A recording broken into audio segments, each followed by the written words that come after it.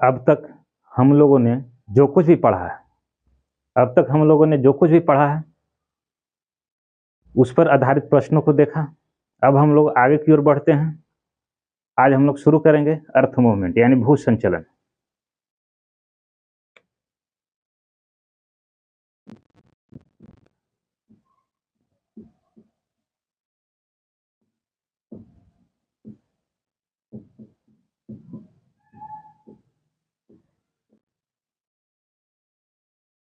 Earth movement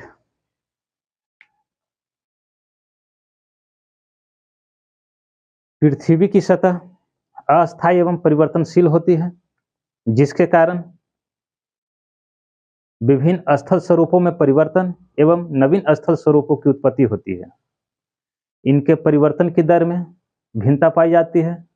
कुछ परिवर्तन इतना मंद गति से होता है जिसका तात्कालिक रूप से अनुभव कर पाना संभव नहीं है, जैसे समुद्र तल में वृद्धि, मृदा यानी मिट्टी का निर्माण। लेकिन कुछ परिवर्तन इतना तीव्र गति से होता है जिसका तात्कालिक रूप से अनुभव किया जा सकता है, जैसे भूकंप, ज्वालामुखी की क्रिया। यानी कुल मिलाकर कहें तो पृथ्वी की सतह अस्थायी एवं परिवर्तनशील है, जिसका मुख्य कारण भू संचलन है। यानी भू संचलन के कारण ही पृथ्वी की सतह अस्थायी एवं परिवर्तनशील होती है। भू संचलन के लिए मुख्य रूप से दो कारक जिम्मेदार हैं। कौन कौन जिम्मेदार हैं भू संचलन के लिए? एक अंतर्जात बल और दूसरा है बहिर्जात बल, यानी इंडोजेनेटिक फोर्स और एक्सोजेनेटिक फोर्स। तो भू संचलन के लिए मुख्य रूप से दो फैक्टर जिम्मेदार हैं। पहला फैक्टर है पृथ्वी की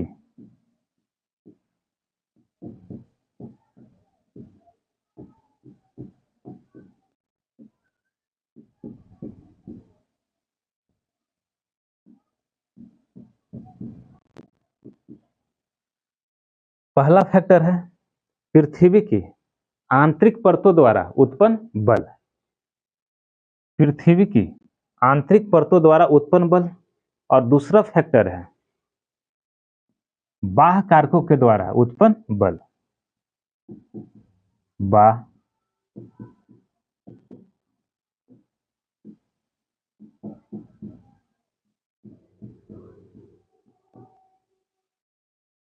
बाह्य कारकों के द्वारा उत्पन्न बल। पृथ्वी की आंतरिक परतों द्वारा उत्पन्न बल को अंतर्जात बल बोलते हैं, यानी इंडोजेनेटिक फोर्स। पृथ्वी की आंतरिक परतों द्वारा उत्पन्न बल को अंतर्जात बल कहते हैं। अंतर्जात बल कहते हैं, यानी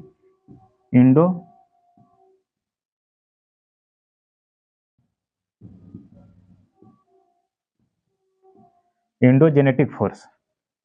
वही बाह्य कारकों के द्वारा उत्पन्न बल को बहिर्जात बल कहते हैं।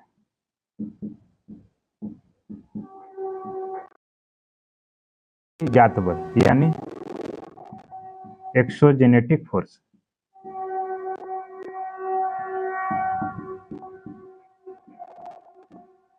एक्सोजेनेटिक फोर्स पृथ्वी की आंतरिक परतों द्वारा उत्पन्न बल को अंतर्जात बल, जबकि बाह्य कारकों के द्वारा उत्पन्न बल को बहिर्जात बल कहते हैं। अब देखिए बाह्य कारक क्या होता है? बाह्य कारक कौन कौन होता है? देखिए बाह्य कारक की अगर बात करें तो टेम्परेचर, प्रेशर, वर्षा, पवन, ये सब बाह्य कारक है। तो इन सब कारकों के द्वारा जो उत्पन्न बल होता है उसको क्या बोलते हैं? बहिर्जात बल। तो अब हम लोग एक एक करके देखेंगे अंतर्जात बल और बहिर्जात बल को। तो सबसे पहले हम लोग अंतर्जात बल को देखेंगे, इसके बाद हम लोग बहिर्जात बल को पढ़ेंगे। ठीक है, तो आइए मैं अब इसको मिटाता हूं।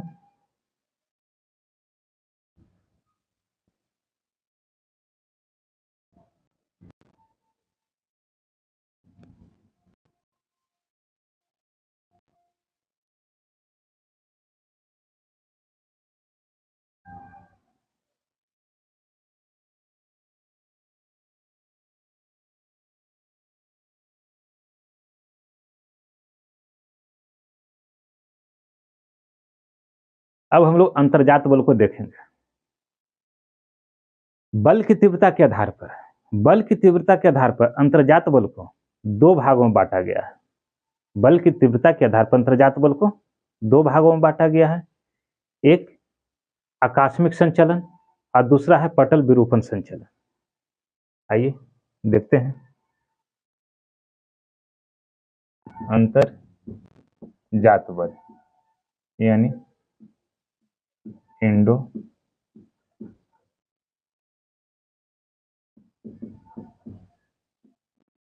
Endogenetic force. अंतर्जात बल इंडोजेनेटिक फोर्स, इसको जो है अभी हम लोगों ने देखा अंतर्जात बल क्या होता है, यानी पृथ्वी के आंतरिक भाग से उत्पन्न बल को क्या बोलते हैं, अंतर्जात बल। पृथ्वी के आंतरिक भाग से उत्पन्न बल को अंतर्जात बल बोलते हैं, अभी हम लोगों ने देखा। तो बल की तीव्रता के आधार पर अंतर्जात बल को दो भागों में बांटा गया है। बल की तीव्रता के आधार पर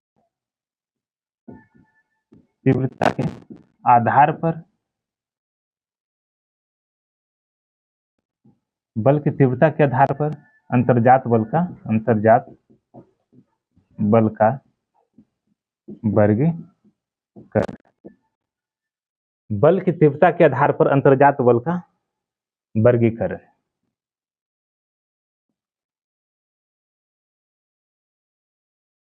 एक होता है तीव्र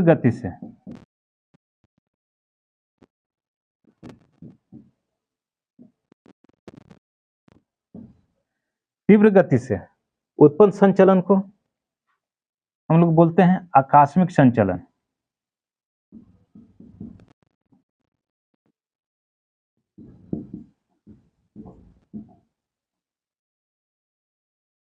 तीव्र गति से उत्पन्न संचलन को हम लोग बोलते हैं आकस्मिक संचलन। अंग्रेजी में इसको बोलते हैं सडन मूवमेंट। ठीक है।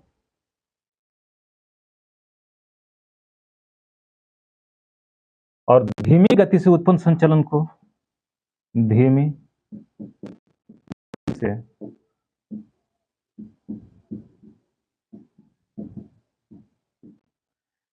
गति से उत्पन्न संचलन को हम लोग बोलते हैं पटल विरूपण संचलन।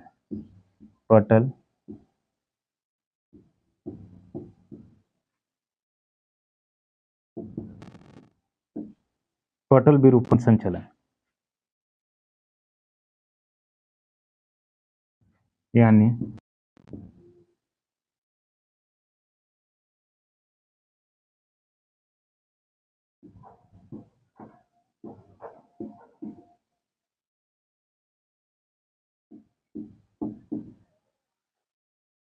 डायास्ट्रोफिक मूवमेंट। अब देखिए संचलन के अंतर्गत हम लोग देखते हैं भूकंप,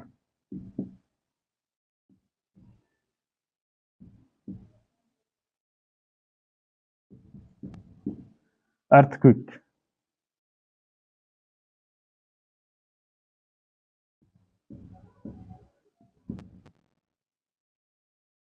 ज्वालामुखी,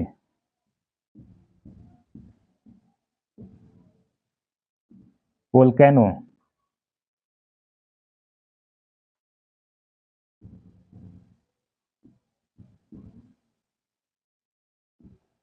भूस्खलन,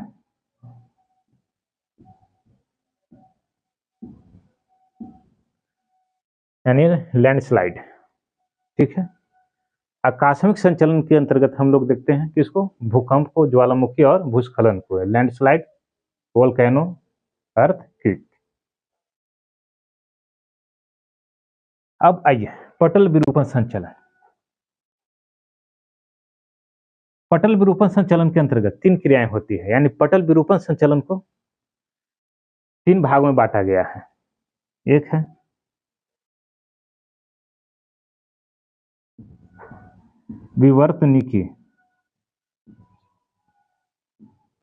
विवर्तनिकी संचलन, विवर्तनिकी संचलन,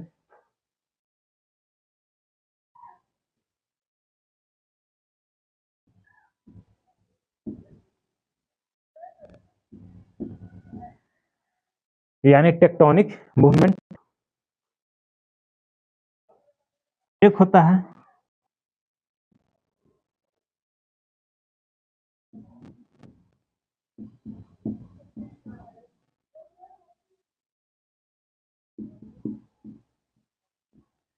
समस्थैतिकी संचलन,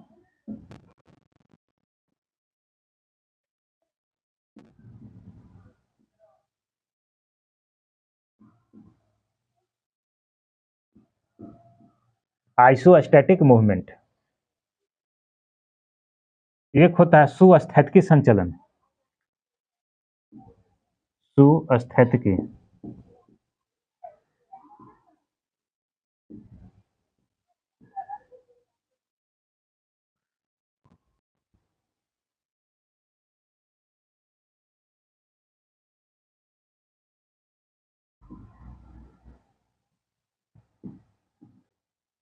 यूस्टैटिक मूवमेंट। तो धीमी गति से उत्पन्न संचलन को हम लोग पटल विरूपण संचलन कहते हैं, डायस्ट्रोफिक मूवमेंट। इसको 3 भागों में बांटा गया है, विवर्तनिकी संचलन यानी टेक्टोनिक मूवमेंट, समस्थैतिकी संचलन यानी आइसोस्टैटिक मूवमेंट, सुस्थैतिकी संचलन यानी यूस्टैटिक मूवमेंट। ठीक है, तो आइए अब हम लोग एक एक करके देखते हैं। इसको मैं पहले मिटाता हूं।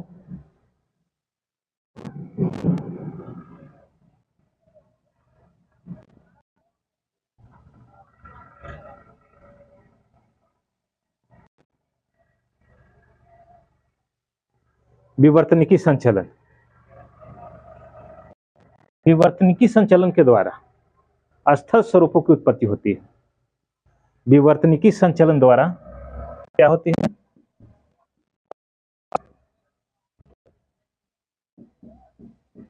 स्वरूपों की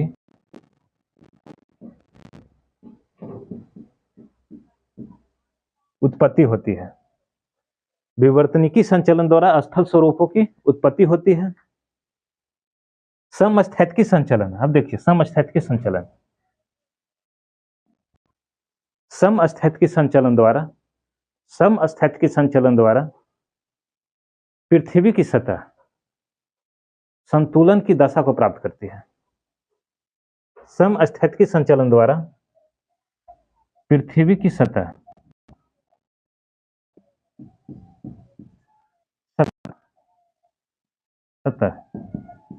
संतुलन की दशा को प्राप्त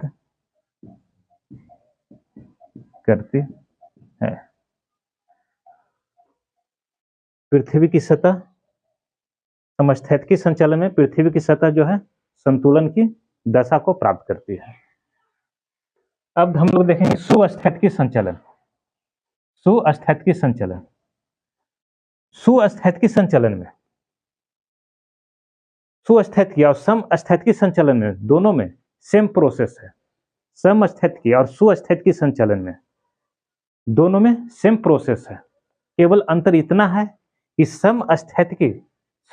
समस्थैतिकी संचलन की जो घटना है वह स्थल पर होती है, सतह पर होती है, स्थल पर घटती है। लेकिन सुस्थैतिकी संचलन की जो घटना है वह जलीय भाग में घटती है, यानी सागर में घटती है, समुद्र में घटती है। ठीक है, केवल इतना ही अंतर है, बाकी समस्थैतिकी सुस्थैतिकी का प्रोसेस दोनों का सेम है। ठीक है, चलिए मैं इसको अब मिटाता हूं।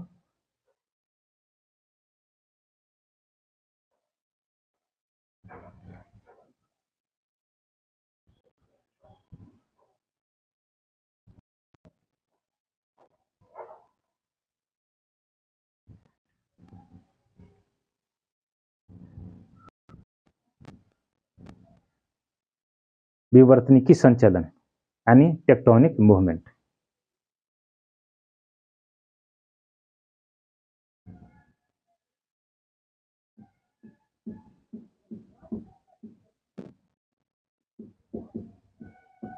विवर्तनिकी संचलन, टेक्टोनिक मूवमेंट। बल की दिशा के आधार पर टेक्टोनिक मूवमेंट यानी विवर्तनिकी संचलन को दो भागों में बांटा गया है। एक है महादेशजनक संचलन और दूसरा है पर्वत निर्माणकारी संचलन। बल की दिशा के आधार पर देखें तो ऊर्ध्वाधर दिशा में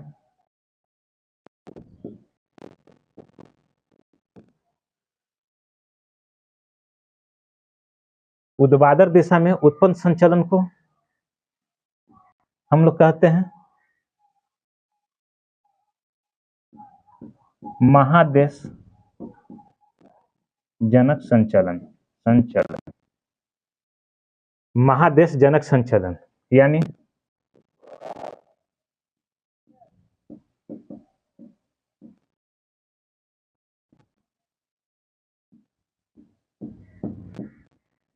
इप्रियोजेनिक मूवमेंट और दूसरा है क्षैतिज दिशा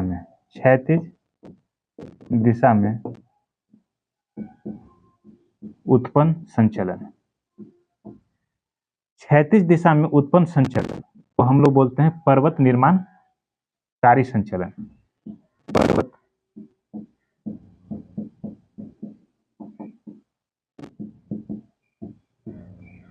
पर्वत निर्माणकारी संचलन, क्षैतिज दिशा में उत्पन्न संचलन को पर्वत निर्माणकारी संचलन कहते हैं।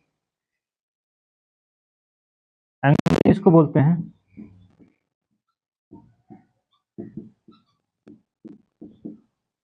Orogenic movement. महादेशजनक संचलन को दो भागों में बांटा गया है। एक ऊपरी मुखी संचलन और दूसरा है अधोमुखी संचलन, यानी अपवर्ड मूवमेंट और डाउनवर्ड मूवमेंट। महादेशजनक संचलन को दो भागों में बांटा गया है। एक है ऊपरी मुखी संचलन, दूसरा है अधोमुखी संचलन।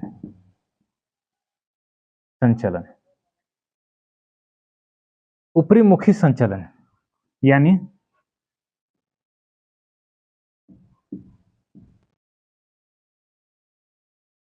अपवर्ड मूवमेंट, अधोमुखी संचलन यानी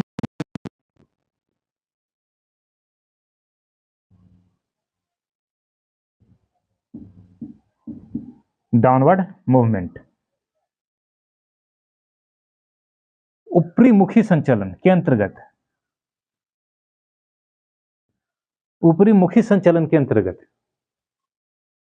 दो आकृति बनती है, दो आकृतियों का निर्माण होता है। ऊपरी मुखी संचलन के अंतर्गत दो आकृतियां बनती हैं, एक पठार और दूसरा है तटीय मैदान। ठीक है, अब जरा समझिए। हमने पिछले क्लास में जो पहला लेक्चर था यानी फर्स्ट वीडियो, उसमें पर्वत, पठार, मैदान के बारे में पढ़ाया था। महाद्वीपीय मग्न, तटीय मैदान, इन सब चीजों पर हम लोगों ने पिछले क्लास में चर्चा किया था। ठीक है, अगर आप लोग नहीं देखे होंगे तो जाकर देख लीजिएगा उस वीडियो को, उसमें क्लियर हो जाएगा तटीय मैदान क्या होता है, पठार क्या होता है, महाद्वीपीय मग्न तट क्या होता है। ठीक है, चलिए आइए। ये आपका सरफेस है, ठीक है, फोर्स नीचे से लगा अपवर्ड डायरेक्शन में, तो क्या हो जाएगा, ये वाला बीच का भाग क्या हो जाएगा, ऊपर की ओर उठ जाएगा, यानी इस तरह से हो जाएगा, इस तरह से उठ जाएगा, यानी ऐसा हो जाएगा, इस तरह का हो जाएगा। इसी को क्या बोलते हैं, पठार। क्या बोलते हैं, पठार। पिछले क्लास में हम लोगों ने पर्वत, पठार, मैदान की चर्चा किया था, तटीय मैदान, महाद्वीपीय मग्न तट, इन सारी चीज़ों पर हम लोगों ने चर्चा कर लिया था। अगर आप लोगों ने पिछले क्लास की वीडियो नहीं देखा है तो उसको जाकर देख लीजिएगा, फर्स्ट वीडियो ही मिल जाएगा आपको, इंट्रोडक्शन ऑफ ज्योग्राफी के नाम से है, ठीक है, जाकर देख लीजिएगा, उसमें बहुत ही अच्छे तरीके से समझाया है हमने। अब देखिए तटीय मैदान,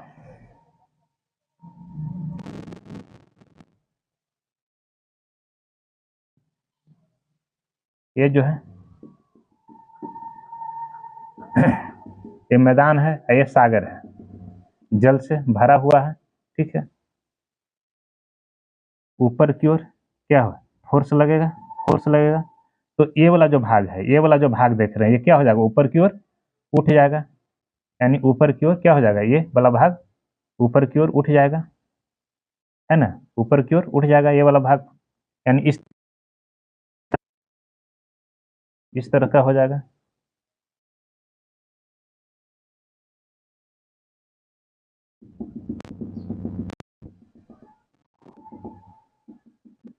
ये सागर है, इसी को बोलते हैं क्या, तटीय मैदान।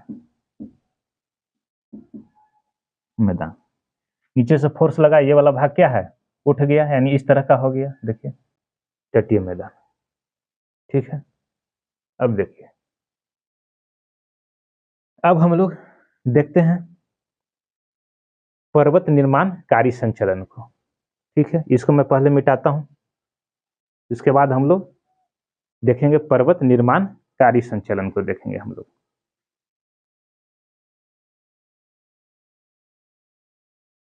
अच्छा, एक और छूट रहा है, ये अधोमुखी संचलन। अधोमुखी संचलन को देखिए, ये क्या होता है, मैं इसको पहले मिटाता हूं।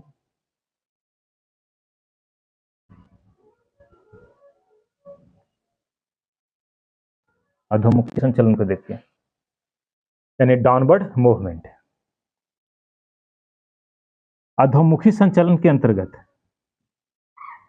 अधोमुखी संचलन द्वारा भी दो आकृतियों का निर्माण होता है। अधोमुखी संचलन द्वारा दो आकृति का निर्माण होता है, एक है बेसिन और दूसरा महाद्वीपीय, महाद्वीपीय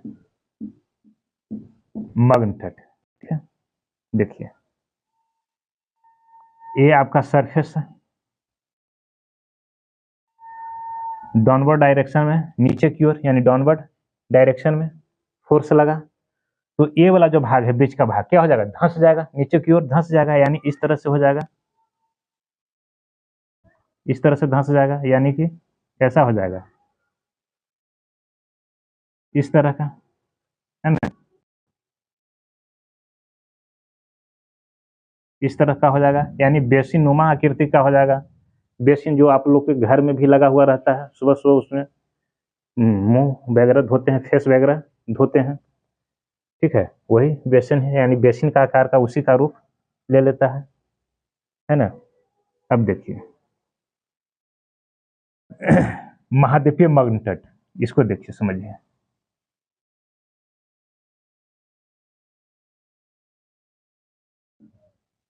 महाद्वीपीय मग्न तट, ये आपका तटीय मैदान है, ये वाला क्या है, तटीय मैदान। नीचे की ओर यानी डाउनवर्ड, डाउनवर्ड डायरेक्शन में फोर्स लगा तो ये वाला जो भाग है, ये वाला जो भाग है क्या हो जाएगा, धंस जाएगा नीचे की ओर, है ना, धंस जाएगा, यानी कि जल में डूब जाएगा, यानी इस तरह से, है ना, इस तरह से हो जाएगा, जल में डूब जाएगा। तो इसी को बोलते हैं महाद्वीपीय मग्न तट, इसको बोल देते हैं महाद्वीपीय मग्न तट, ठीक है। महाद्वीपीय मग्न तट यानी मैदान का वह तटीय भाग या मैदान का वह भाग जो जो समुद्र में डूबा हुआ हो या जलीय भाग में डूबा हुआ हो, उसी को क्या बोल देते हैं, महाद्वीपीय मग्न तट, ठीक है। चलिए ये हो गया। अब हम लोग देखेंगे पर्वत निर्माणकारी संचलन। आइए इसको मैं पहले मिटाता हूं।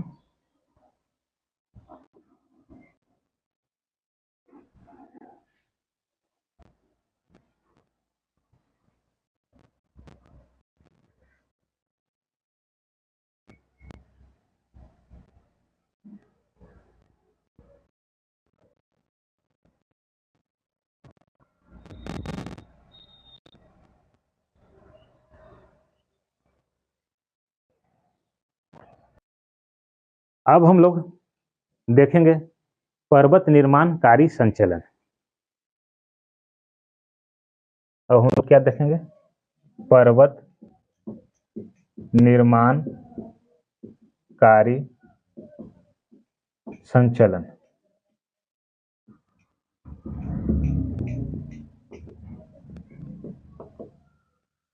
और जेनिक मूवमेंट।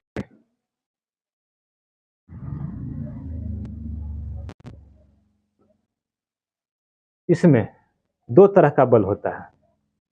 पर्वत निर्माणकारी संचलन में दो तरह का बल होता है। एक होता है संपीड़न बल, संपीड़न बल, और एक होता है तनाव मूलक बल, तनाव मूलक बल। संपीड़न बल यानी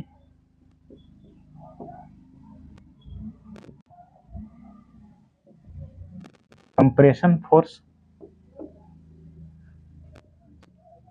तनाव मूलक बल यानी टेंशन फोर्स, टेंशन फोर्स।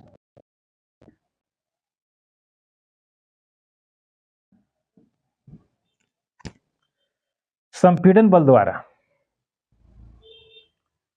संपीड़न बल द्वारा, संपीड़न बल द्वारा मोड़दार पर्वतों का निर्माण होता है। संपीड़न बल द्वारा मोड़दार पर्वतों का निर्माण होता है। इसके द्वारा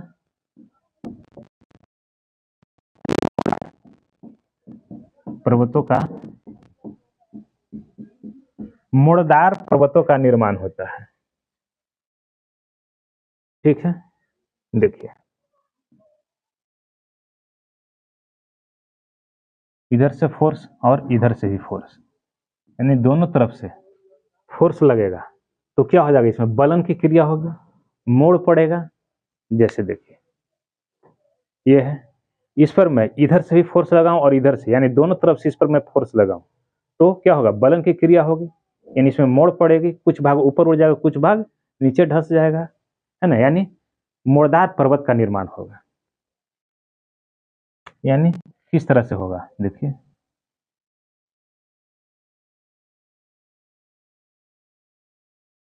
इस तरह का बनेगा, है ना? मोड़दार पर्वत का निर्माण हो जाएगा। तो बढ़िया से बना लीजिए। देखिए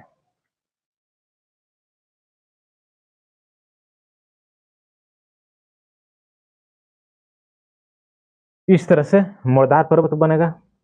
तो जो उठा हुआ भाग है, ये जो उठा हुआ भाग है, उठा हुआ भाग को अपनति बोलते हैं। अपनति, अपनति। उठा हुआ भाग को अपनति बोलते हैं। जो धंसा हुआ भाग है उसको अभिनति, उसको अभिनति बोलते हैं। ठीक है, तो संपीड़न बल द्वारा मोड़दार पर्वतों का निर्माण होता है। अब आइए तनाव मूलक बल यानी टेंशन फोर्स। तनाव मूलक बल यानी टेंशन फोर्स द्वारा ब्लॉक पर्वत का निर्माण होता है। ब्लॉक पर्वत का निर्माण, ब्लॉक पर्वत का निर्माण होता है। जैसे देखिए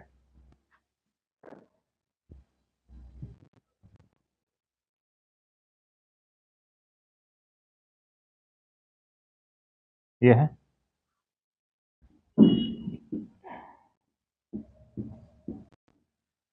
तनाव मूलक बल, एक इधर की ओर और एक उधर की ओर, यानी एक दूसरे के अपोजिट फोर्स लग रहा है। देखिए ये मार्कर है, मैं इस पर इधर की ओर बल लगाऊं और इस पर मैं इधर की ओर, यानी दोनों तरफ एक दूसरे के अपोजिट इस पर मैं अगर बल लगाऊं तो क्या होगा? अगर इस पर अपोजिट बल लगाऊंगा तो सबसे पहले चटकन आएगा, उसमें चटकेगा, उसके बाद और इसके बाद दरार बनेगा, और इसके बाद क्या बनेगा? भ्रंशन की क्रिया होगी, यानी टूट जाएगा, है ना? अगर इस पर एक दूसरे के अपोजिट फोर्स लगाया जाए तो सबसे पहले चटकन उस होगा, उसके बाद दरार, उसके बाद टूट जाएगा, यानी भ्रंशन की क्रिया हो जाएगी। भ्रंश का मतलब, भ्रंशन की क्रिया मतलब टूटकर अलग हो जाना। ठीक, तो देखिए इस पर जो है एक दूसरे का अपोजिट फोर्स लग रहा है तो सबसे पहले क्या आएगा? चटकेगा, उसके बाद दरार जैसा आकृति बनेगा, उसके बाद एक दूसरे से टूटकर अलग हो जाएगा। है ना। यानी कैसे हो जाएगा, देखिए यह है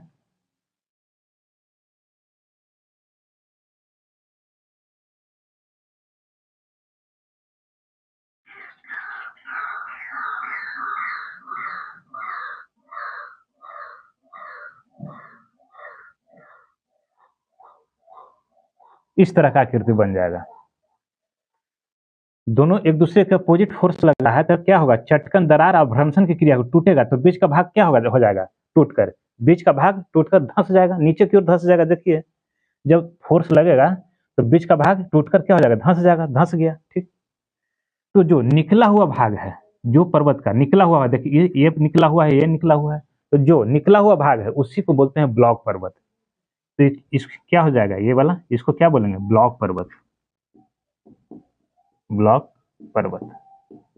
ठीक, और ये जो धंसा हुआ भाग है, ये जो धंसा हुआ भाग है, इसको बोलते हैं भ्रंश घाटी,